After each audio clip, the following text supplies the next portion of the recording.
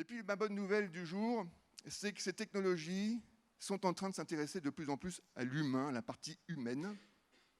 Oubliez ces 50 ans d'informatique qui n'ont fait que de s'intéresser à la productivité du travail, et donc à l'intérêt de l'entreprise et pas vraiment au nôtre. C'est vrai qu'elle n'a pas vraiment respecté l'homme jusqu'à présent. C'est complètement en train de changer. Alors, première chose, la disponibilité. On a vu apparaître il y a déjà 20 ans avec la messagerie instantanée des indicateurs de présence. Ah, c'est génial, c'est pas très compliqué comme techno, ça vous dit si les gens avec qui vous travaillez sont disponibles, si vous pouvez interagir avec eux ou pas.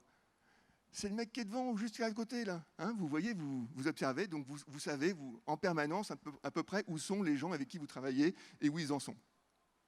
Vous avez un autre élément intéressant, en termes de proximité, c'est la visioconférence sur le poste de travail. Quand je dis sur le poste de travail, c'est aussi sur le téléphone mobile, bien sûr, sur le smartphone, parce que ça, c'est très, très important. On l'a dit tout à l'heure, l'email, c'est génial, mais en 3 tours, on a à peu près 90% de chances de s'engueuler. Quand on se voit, même par l'intermédiaire d'un écran, c'est incroyable, mais on s'engueule beaucoup moins souvent. Donc effectivement, il y a une proximité qui est importante, on comprend des choses, on est rassuré, et donc c'est quelque chose d'important. Et il est clair qu'aujourd'hui, c'est quelque chose qui doit se développer. En termes d'émotions, l'ordinateur ne sait pas reconnaître les émotions. Résultat, il traite tout le monde de la même manière. Que vous soyez bien luné ou pas bien luné, il vous envoie toujours le même message. Bon, de toute façon, quel que soit votre état, de toute façon, c'est un message pas terrible. Mais il y a des fois où c'est vraiment un message mortel. Eh bien, la bonne nouvelle, c'est qu'aujourd'hui, ça commence à fonctionner vraiment bien. Les ordinateurs commencent à repérer nos émotions.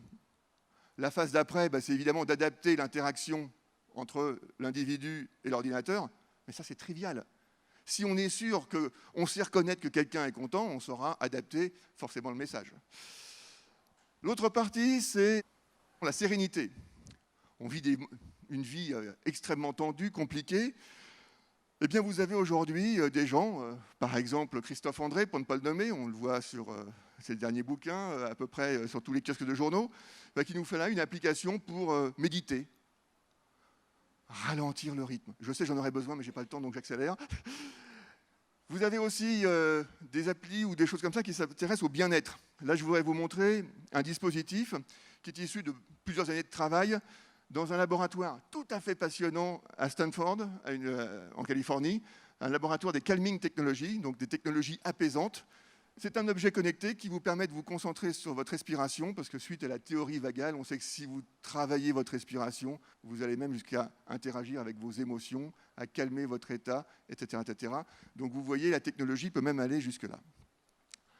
La bienveillance, vous avez énormément d'applications qui aujourd'hui vous permettent de tracer vos souvenirs, bons ou moins bons, professionnels, non professionnels, dans des vies éclatées comme nous les avons, arriver à reprendre du temps, à revivre les moments qui sinon filent dans une vie qui s'accélère en permanence, c'est quelque chose qui est extrêmement important pour retrouver du sens, et c'est sûrement un travail que nous avons à faire personnellement.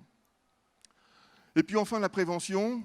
Voilà, on ne le présente plus, le médecin journaliste Michel Simès, qui est largement investi dans une plateforme, il y en a plusieurs en France, une plateforme qui vous permet du coaching pour le tabac, le poids, le sommeil, la fatigue, et j'en passe, et des meilleurs. Une fois de plus, il y en a plein, je ne fais pas de la pub pour celle-là en particulier, couplée à une assurance. Donc vous voyez bien, qu'est-ce que ça a à voir avec le travail? Ça a à voir que tout simplement, on va s'intéresser complètement à autre chose dans le travail. On va plutôt parler, non, au lieu de santé, plutôt de bien-être au travail, et le numérique a une dimension tout à fait importante à jouer dans cette direction. Alors, sur la partie humaine, la bonne nouvelle, c'est que le numérique peut désormais complètement nous aider, et ça, c'est quelque chose qu'on n'avait absolument pas en tête, donc il faut absolument qu'on se mette ça dans le crâne. Ce qui nous arrive est beaucoup plus désirable que ce qu'on nous a présenté les 50 dernières années, et ça, c'est franchement une bonne nouvelle.